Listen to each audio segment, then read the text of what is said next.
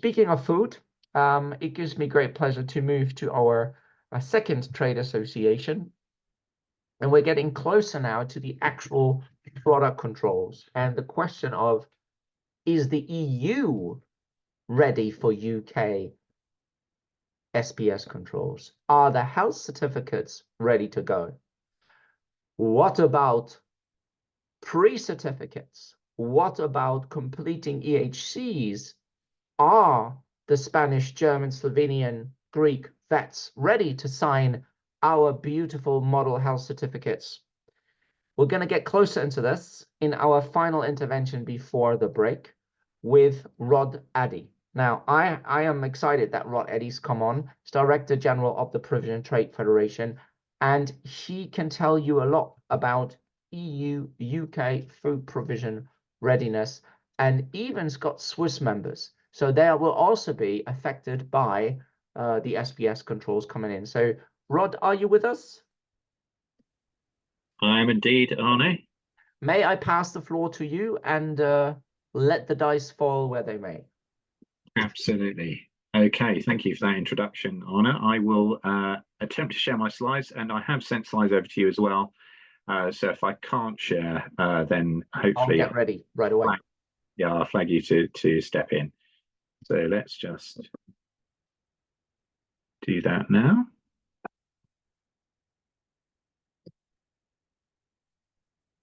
Okay, can everyone see that? It is coming. It's coming. So we're waiting, and I think it's going to happen anytime short. You started this. You started to share, but I can't see it. You can't. Okay. I can't see it. You start the screen share, but I can't see the slides. So okay. Why don't I get ready while you do the introduction? Oh no, can everybody else see? Sorry if it's just me. If you put in the chat if you can see, but I can't see. Oh, now we can see. Perfect. Now we can see, and it's the bottom right if you wanna go on the big screen. Or just yeah. All good. Yeah. So what we want, just click on the I would click on the bottom right next to where it says 75%, and then to the left of that. So very down at the very end of your. There are many ways you can do it, but now go to the left where there's this little box with the or where the minus is, and next to the minus there's a symbol. Yeah, that's the one. Click that one, and we should be good to go. Yeah. No, not really, but okay. it will. Yeah, it might do now. It might do. There we are. That's perfect. You're all set. Okay. So let's see. Good. Right. Good. So the new UK Veterinary Border, EU, Swiss and UK Readiness for SPS controls is the topic. So first of all, a little bit about PTF, Provision Trade Federation. We're a trade association, as Arne says, and our area of operation is dairy, pork and fish predominantly. So we are speaking to importers, exporters and manufacturers in those areas. So that will be our kind of primary focus. And one of the key questions from this presentation, indeed from today, is the controls that are coming down the line on 31st of January, on 30th of April, and this final phase in October. Is this going to be Armageddon for the food industry? Is it going to be impressive fireworks, a fantastic, fully functional, fluid system with no friction whatsoever as intended by government, and we will pat ourselves on the back? Or is it going to be a damp squib? Phased implementation, obviously, just to remind everyone of the key facts around this. So 31st of January 2024,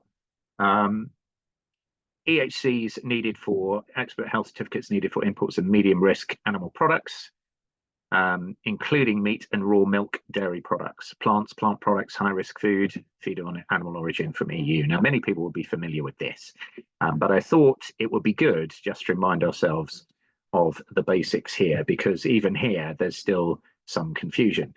30th of April 2024, documentary and risk-based ID and physical checks on medium-risk animal products, plants, plant products, and high-risk food and feed of non-animal origin from the EU. A few more details there.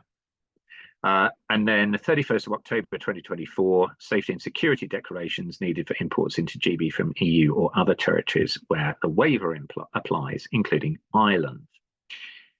And a few more details there. So first of all, this is partly about timing, risk, and free trade agreements. So for low-risk products, including some dairy, so pasteurized dairy essentially, not raw milk or unpasteurized cheeses, and processed shelf-stable products such as canned meat and fish, little will change till 30th of April, and indeed even then, although producers will still have to pre-notify and of course communicate commercial documents from 31st of January. But no EHCs will be required, no regular border checks, and then for low-risk dairy from Ireland, little will change until 31st of October, although this date is still to be confirmed, but that's the current communication on that one. For New Zealand origin dairy imports, no EHCs will be needed from the 30th of April. That's to do with the free trade agreement that we've got in place with New Zealand. And so therefore, in some senses, it's no surprise that member feedback from these sectors is fairly relaxed at this stage. We are not teetering on a knife edge on the 31st of January with a lot of issues. Low-risk product concerns, however, there are still many. So we have the GB-wide not for EU labelling issue. More of that later. I won't go into that detail now. The government has reserved the right to shift certain products between risk categories. So how will that decision be made? How will the shift from low to medium risk be decided? How much notice will be given? This is a particular concern for dairy producers. Level of customs control enforcement post 30th of April. BCP charges and port costs obviously still remain uncertain. This should be factored into pricing to customers as soon as possible. What about those who can't pre-notify at least one day in advance? What happens there? Which BCP should companies pre-notify? And again, in many cases, producers don't know yet and haven't fully confirmed yet which BCPs their product should go to. How will problems with assessing commercial paperwork be treated? There's some confusion over whether hard copy paperwork is needed. Commercial paperwork appears to be necessary even for land bridge movements.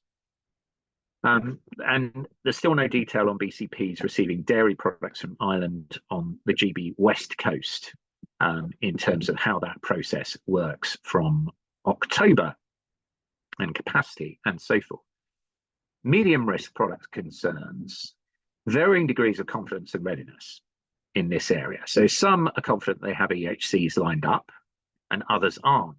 And here I have to say there's a split, obviously, between businesses and member states. So a lot of businesses have been through dry runs, they've been through trials. Businesses understand, a lot of businesses understand the processes, but the key thing is preparation and readiness on both sides. You know, that is obviously vitally important. How good is the chain of communication? Have all the concerns of competent authorities, vets, exporters and importers filtered through to producers? Will EHCs universally be uploaded to traces? Will everyone be able to access traces? And we got mixed reports on that. Will BCPs and others be providing 24-hour support beyond automated call centres and chatbots on the other side of the world?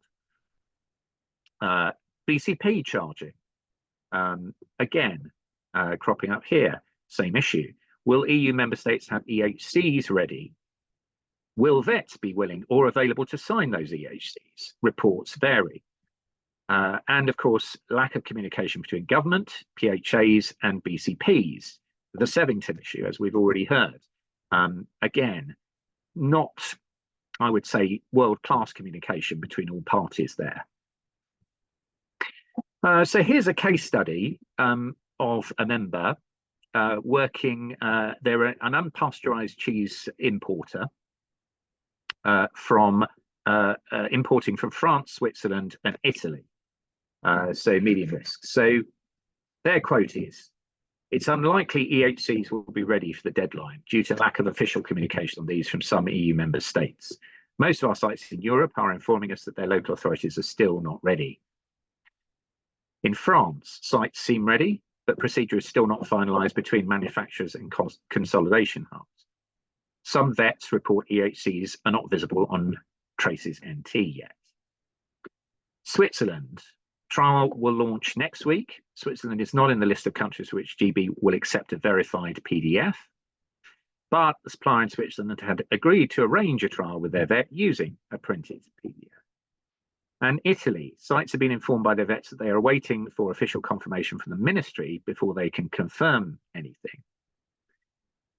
And now, of course, we're not long off, deadline dates here, so this is all a little bit worrying. However, the above issues won't address capacity for EHC signing until the go-live date. Arguably, is this a GB or an EU issue? Expect buck passing on the part of government. Other issues, and here we return to the not for EU labelling issue. So this is not obviously strictly an SPS issue, and this is obviously bound up with relationship with Northern Ireland and trading with Northern Ireland as well.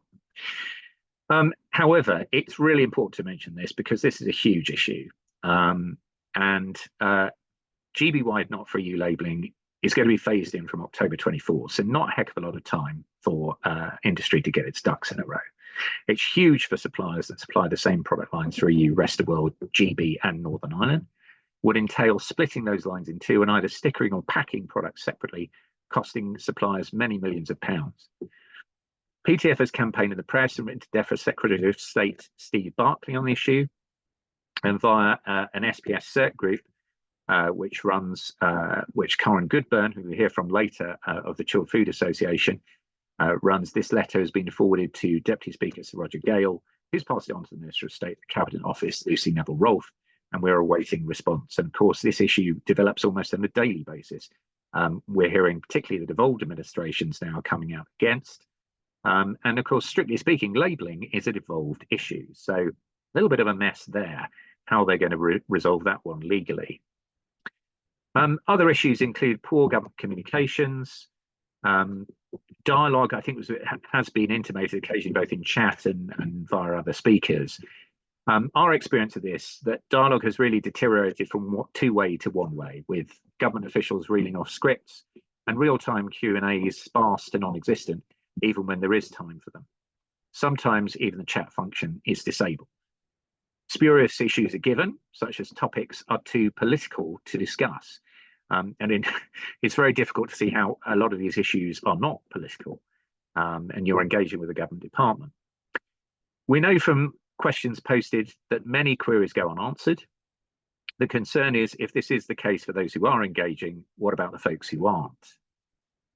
Promised Q&A documents have rarely materialised, and where they have, they've been extremely perfunctory. Polls run to ascertain preparedness are poorly put together, rushed through and not publicly analysed. So, for example, an independent webinar arranged by the IOE and IT found that 75% of delegates this week reported feeling apprehensive about the new border control rules. All of this doesn't have to be accepted. It need not be a shape of things to come, and we need to challenge it. Of course, much of the above won't matter in the short to medium term if the government takes a light touch to control and enforcement, as it has said it will. Which leads to potentially the biggest and most damaging concern. What if dodgy product, as we already heard earlier, seeps through the system and poses a real animal disease health risk amid this light touch regime? African swine fever, anyone? Thank you for listening, and those are my contact details. Wonderful. Thank you very much indeed. Wow, that's crazy. Thank you so much, Rod. What an insightful presentation. And of course, quoting us from members' concern is really helpful to assess the readiness also with EU member states, where honestly I have not been hearing much, except for when I asked the question, how ready are EU member states? I was told all fine. The official response is we are ready to go. And I am now hearing that that might not be the case. What is, if you allow a question, obviously you've given a lot of questions yourself in that presentation, which we'll gladly add to our document that we're producing. You're asking this, I've said this before, a week and a half before the 31st of January. What's going to happen on the 31st of January if you don't get answers to these questions and the issues in France, Italy, and the likes remain? What do you think is going to happen? Well, that is the acid question, isn't it? And I think going back to this light touch approach that the government has intimated they're going to take, what we have to consider is that this is an election year, and the last thing the government will want to see is photos and TV footage of product being held up at borders. So I think they will try everything they can to see product wade through as quickly as possible, which means absolutely there is that light touch approach. And therefore, for me, that's why potentially some of the biggest concerns revolve around what happens if dodgy product gets through. Because if we don't have the controls in place, if there is no real system for checking EHCs, there may well be a system, but if it's not being implemented properly, and if border controls aren't being implemented properly, not just because there's no capacity, but simply because checks are very low and the government is encouraging very low checks, there are implications from all of that. So, and I think those questions speak for themselves, that, there are no answers, and there will be no answers to a lot of these questions until we hit the 31st of Jan and 30th of April and beyond. And so that in itself tells you there's still a heck of a lot of uncertainty, because we don't know what the practical realities are going to be yet. Thank you. That's really really great. So if you allow, because we have a bit of time, so if people have questions, they can put that in the chat. If Rod, you're happy for me to hang around for a couple of minutes. So you talked about this light touch approach on the 31st of Jan. What is that? We were told that EHCs are going to be necessary, and we're going to upload them to iPaths, and if we don't, then not. So light touch means we're not going to have controls. We're going to have what on the 31st of Jan? I think a lot of EU businesses wondering, especially where they're encountering challenges with their vet, who are saying, I don't know what I'm signing. I don't know this EHC from the UK, which we are told all EU member states are ready. But on the other hand, we're hearing not all of them seem to be knowing what they're signing. So what's this light touch approach then, according to you? Well, I think the government finds itself in this catch-22 crisis. It's set these deadlines, it's postponed them once. It really does have to implement them now, and it's running out of road. So to all intents and purposes, the outward message is, yep, these are the hard deadlines. This is what's going to happen. No negotiation. But, as we've heard already, there is poor communication between government and BCP facilities, poor communication with industry. There are still a lot of unknowns. And so therefore, when you hit these deadlines, that of course there will be errors, and there would be errors regardless, because there would be teething problems. But again, I think because of the optics, because of how government wants this to look, in reality, while it's saying and it's towing a very hard line, a very hard message, the light touch approach will mean that it will do everything it can to avoid stoppages and delays, because all of these things will not look good, and that's what it doesn't want to happen. So yeah, so the messaging, they have to tie the messaging to the deadlines, but in reality, all reputable operators will do all they can to make those deadlines. But obviously, as I say, the readiness is really variable so far from what we've heard across member states on EHCs and being prepared to sign EHCs. In fact, I've seen some Some people in the chat saying, German vets are, refusing to sign EHCs. So all of that's happening. And that's something that we are not privy to. I'd be fascinated to know, actually, the degree of communication and how clear it's been between government and member states. Well, that's an interesting one, because I asked DG Sante, right, the European Commission, and I said, can you please also update us on readiness? And while they've responded to me in writing, nobody was coming on to give us an update on how member states are ready and what concerns are remain. They referred me to the outcome of the third meeting of the SPS working group under the TCA. And that raises some concerns that a couple of months ago, but now we're so short before the deadline. And I am not hearing what DEFRA is hearing. So there is a challenge here, because somewhere between what I'm hearing on the ground with the local vets from member states, who all have national rules, and what DEFRA is telling me they are hearing via the European Commission, there's a gap.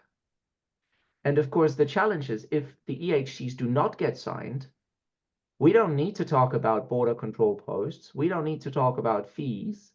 There's no product. Yeah.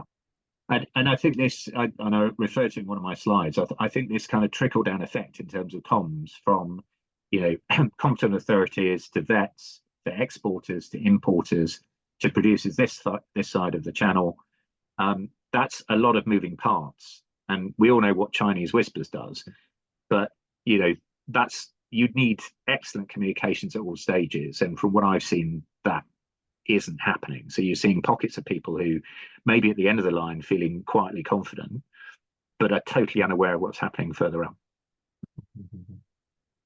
Last question, then we go to the break. But I'm so curious, I can't let you go away with this one, without this one. And I apologize, it's an impossible question again, but you know this.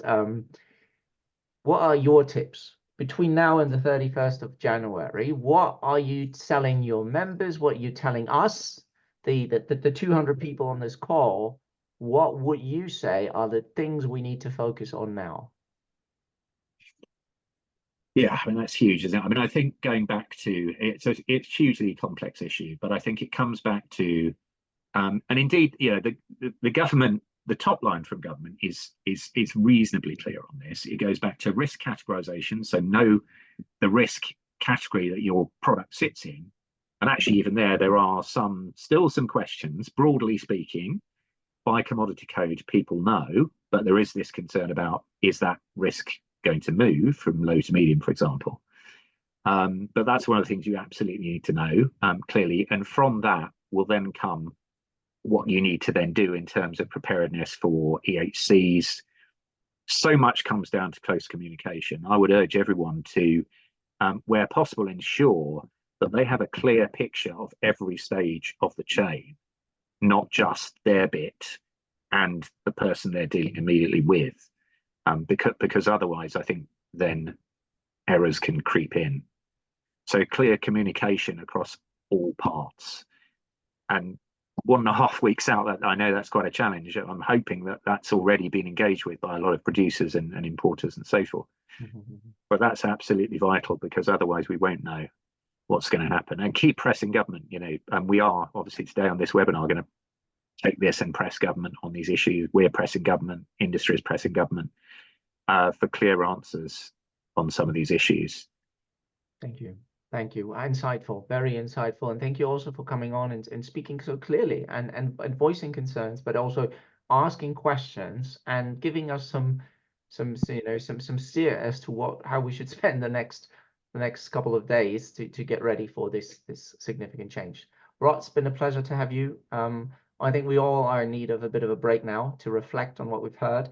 And we started off with Beverly, and it was reflecting, and what a perfect way to start by shock, so to speak, to see that when we talk about biosecurity protection, it is a real genuine challenge for the UK not to have SPS controls with the EU.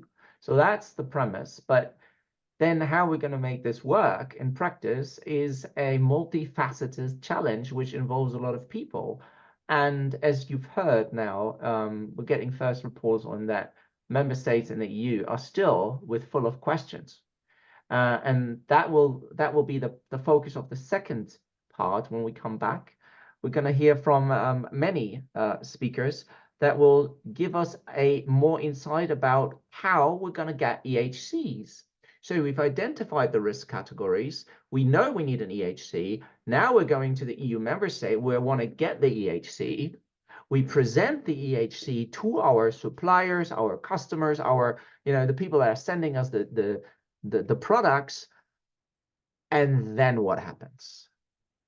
The question we're going to ask after the break is, are we ready to get our food in the UK and into the UK from the 31st of January? And are EHCs ready to go, ready to be uploaded? Because if they're not now, they won't be on the 31st of January. So if you're excited to find out if Europe's ready for the UK, well, then I'll see you in 10 minutes. At 8 minutes from now, we'll get started. So have a good break. Thanks again, Rod, and I'll see you in a moment. Thank you. 10 minutes.